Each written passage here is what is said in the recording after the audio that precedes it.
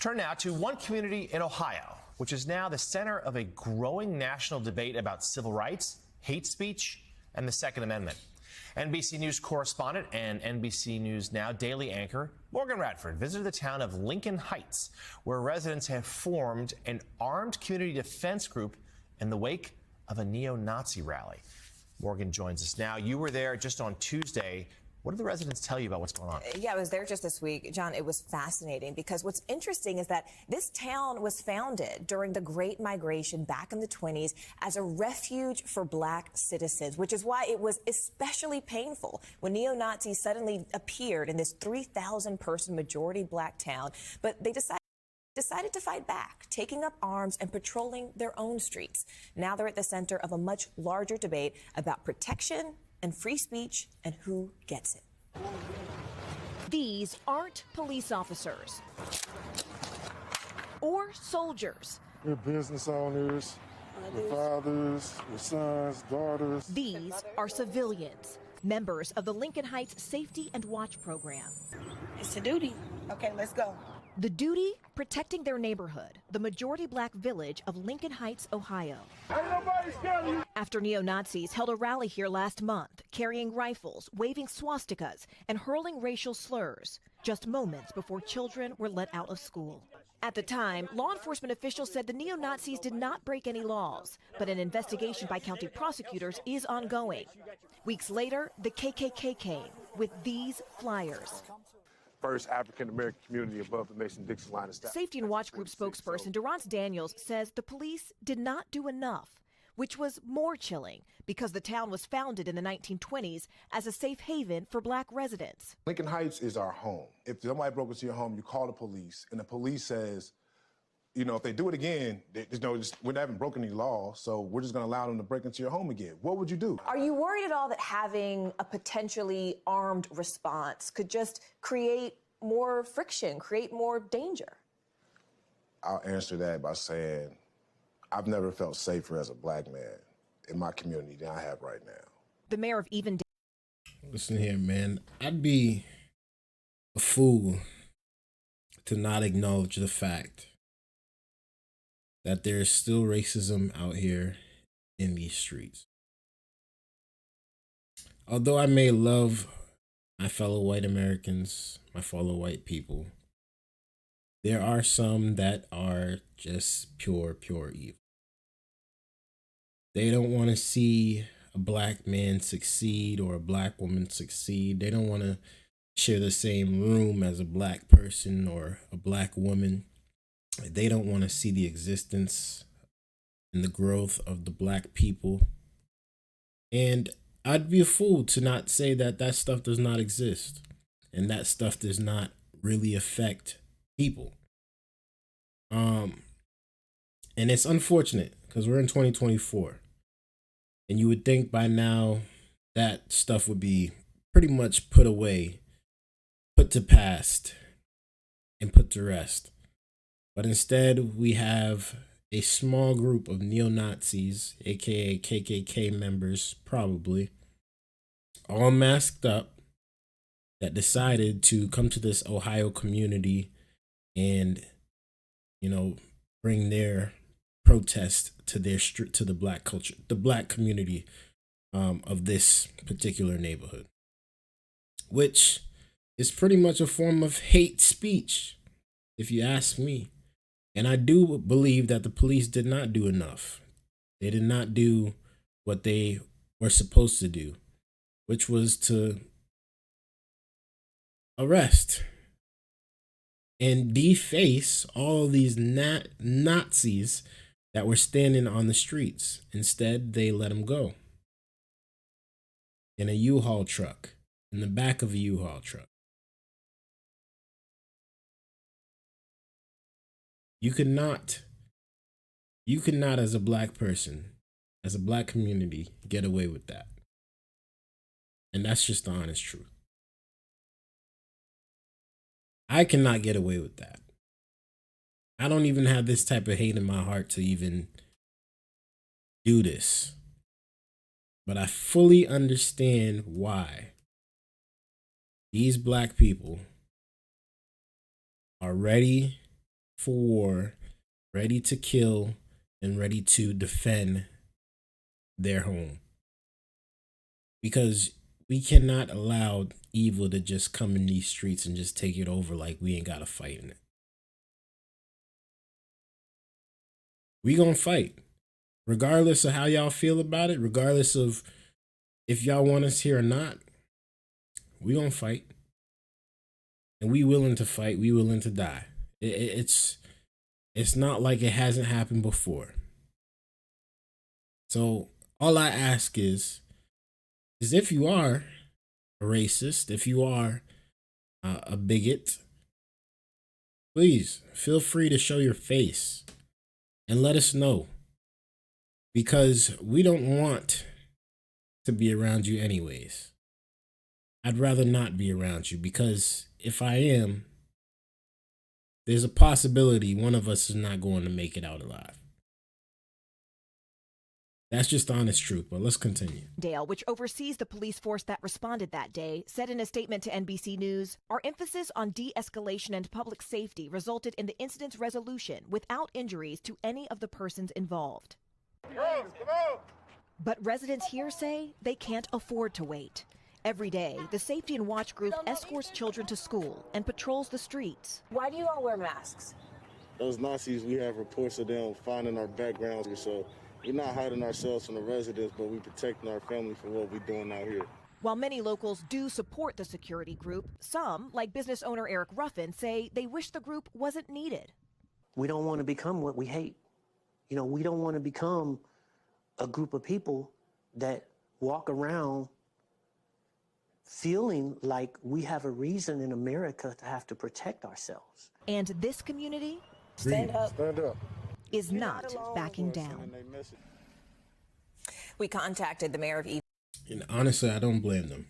I don't blame them. Y'all know how I feel about it. Let me know how y'all feel about it in the comments down below, please. Dale's office, and they say that prosecutors are looking at body camera footage of the neo-Nazi rally to see if any criminal charges could be filed. But meantime, the Hamilton County Sheriff is also calling on state lawmakers to pass legislation making it a crime to wear a mask with the purpose of intimidation while open carrying, guys. So, Morgan, let me ask you, one of the people you interviewed there, a young man, said he's never felt safer in his community than he does now.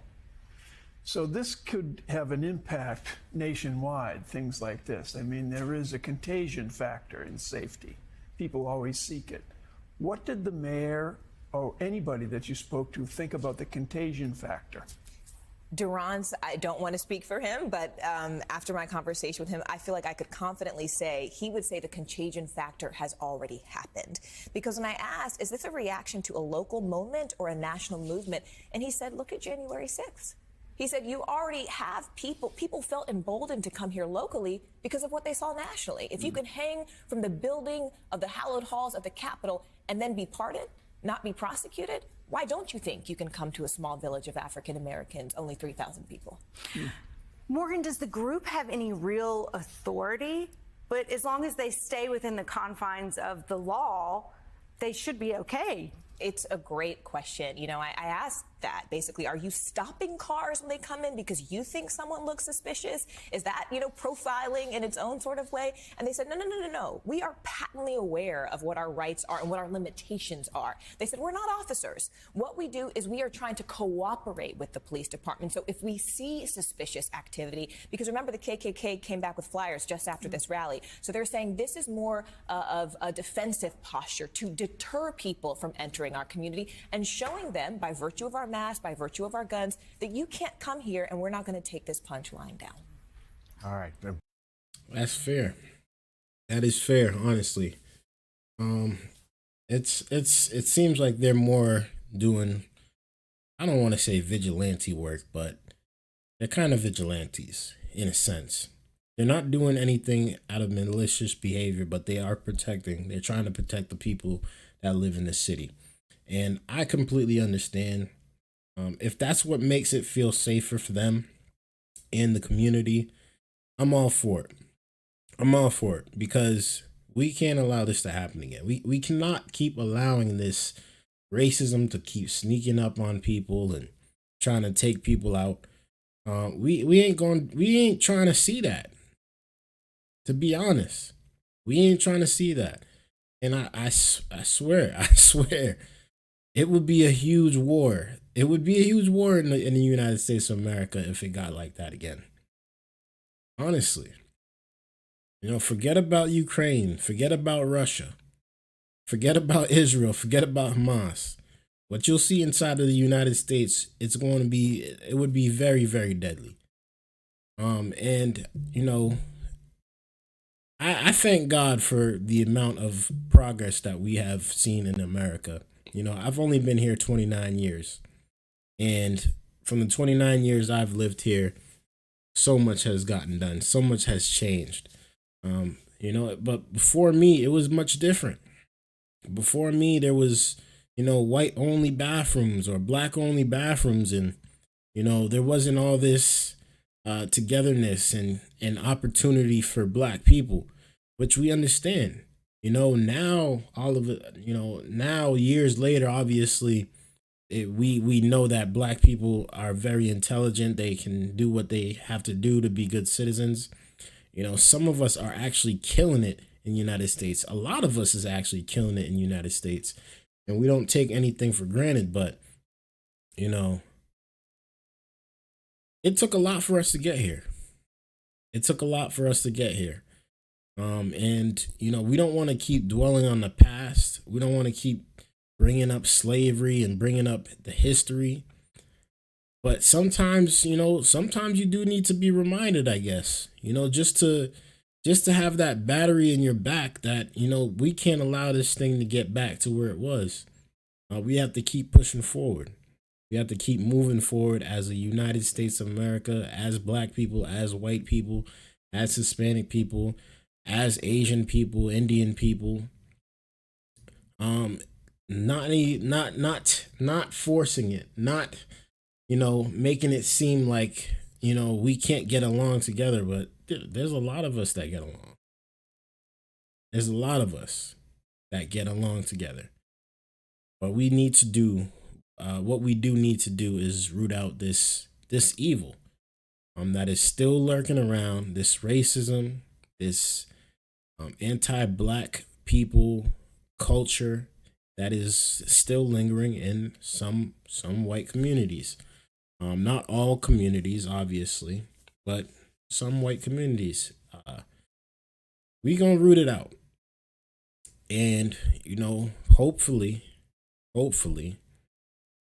they can get to the bottom of this with the investigation and start uncovering some names, getting some names out there so we are aware, getting some faces out there so we are aware. And, we can see what we can do when it comes to the judicial system when it comes to this situation. Let me know y'all thoughts about this down in the comments below. I'd really like to know y'all thoughts. I hate to see this still in 2025. I really do, because I feel like we've gotten so far. We've gone so far in life, and for this to be now trying to come into people's doorsteps to try to scare tactic people, I think it's honestly, it's pure evil.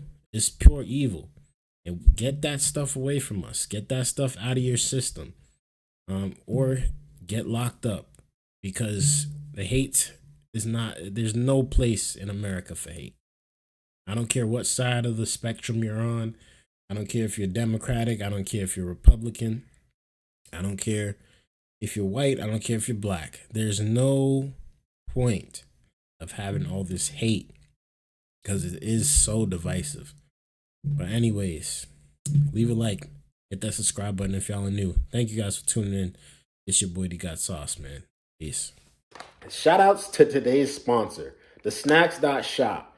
They have a variety of snacks, and I'm telling you right now, guys, they smack. All right, this is my third bag. All right, third bag. Thank you for everything you guys sent to me from the Snacks.shop. I appreciate y'all care package. Today's sponsor, make sure you guys go check them out. They have some dope snacks, and I can't lie, man, it's busting. I'm going to get some more of these, I promise you. These are the Korean chicken, like literally. check out their website. Go cop something, man. Let them know that Dgotsauce sent you. And thank you again to today's sponsor, the Snacks.shop.